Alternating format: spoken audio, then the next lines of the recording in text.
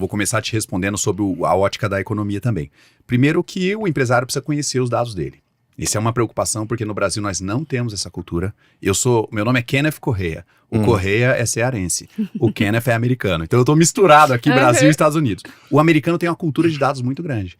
Eu acesso às vezes alguns bancos de dados. Eu vi esses dias um banco de dados de preço de imóveis. Eles têm preços de imóveis mensalmente atualizados há 170 anos. Nossa. Então imagina que legal como é você trabalhar num ambiente onde você consegue pelo menos saber onde você está, né, Haroldo? Então acho que o primeiro ponto é, o empresário, antes de falar, vou colocar inteligência artificial, o Kenneth já apareceu no podcast, falou que eu vou economizar uma grana. Primeiro você tem que saber quanto você está gastando. Então acho que uma vez que você tenha essa base muito bem definida, quanto que entra, quanto que você gasta, quanto que sobra, o próximo passo é como é que eu aumento o que entra e como é que eu diminuo o que eu gasto, certo? Porque é assim que faz para sobrar mais. Não tem muito mais o que fazer, né?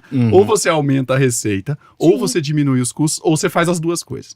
Inteligência artificial atua diretamente no que a gente chama de eficiência operacional. E por isso que a conversa com o industrial, seja de grande porte ou de pequeno, faz muito sentido. Porque no fim do dia, ele sabe que o controle que ele tem sobre o preço do produto lá na ponta é baixo. Né? Um mercado altamente concorrido, você tem pouca influência, vamos falar na linha de cima da receita.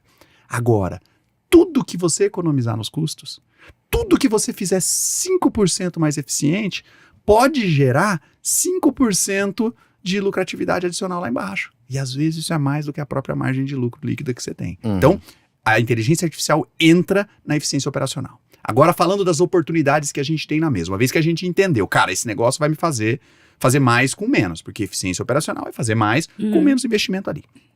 As ferramentas, elas têm uma capacidade muito grande, muito maior do que a capacidade do ser humano de olhar grandes volumes de dados. Imagina quantos dados estão sendo gerados no chão de fábrica todo dia. E, ao mesmo tempo, de enxergar padrões. E nessa hora, cara, eu vejo que a gente ainda, como ser humano trabalhando sem a ajuda do computador, a gente ainda pouco criativo em como a gente pode melhorar a nossa produção. Eu sou administrador de formação, eu adoro a história de como o pensamento administrativo surgiu. Então, vou voltar lá 120 anos atrás, Frederick Taylor, no chão de fábrica. Tempos e movimentos. Tempos e movimentos. Isso é incrível, e isso trouxe benefícios, não só há 120 anos atrás, mas hoje. A gente está medindo tempos e movimentos, a gente gera resultado. Mas ao longo do tempo, a gente foi tendo novas contribuições. Pensa lá nos anos 70, mais ou menos, 60, a Toyota, né, com modelo de produção puxada. Então eu estou contando dois momentos, um 120 anos atrás, outro 60 anos atrás, onde eles terem medido os resultados e terem sido criativos em como trabalhar aqueles dados provocaram mudanças que estão aí refletindo até hoje. Hoje, né, falamos 120 anos, falamos 60 anos, vamos falar 2024. Hoje, a gente está com a oportunidade de fazer uma mudança do tamanho que foi Taylorismo e Toyotismo, cara. Então, assim, quando você usa a ferramenta de inteligência artificial, ela te ajuda a encontrar pontos de gargalo, ela te ajuda a medir quanto você está gastando de tempo para realizar determinado fluxo de processos. Você pode simular um novo fluxo, uma nova reorganização.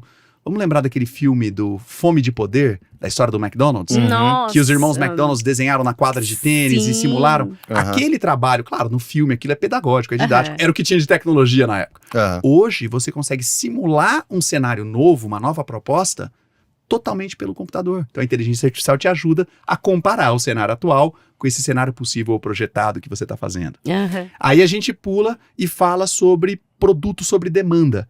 O que foi a grande contribuição lá do toyotismo? Vamos inverter a lógica. Ao invés da gente produzir e empurrar, vamos entender a demanda e a demanda puxar. Então, você consegue analisar os seus dados de vendas, os seus históricos de distribuição, para encontrar oportunidades de crescimento de receita. Então, não estou falando necessariamente de você vender mais, não é nesse sentido de vendas, mas é no sentido de encontrar os produtos que fazem parte da tua curva A, sob uma ótica de receita, mas também sob uma ótica de lucratividade. Sim. Até porque no fim do dia, né, voltando na papo da economia, lá nas minhas empresas eu estou sempre preocupado com a última linha do balanço, né?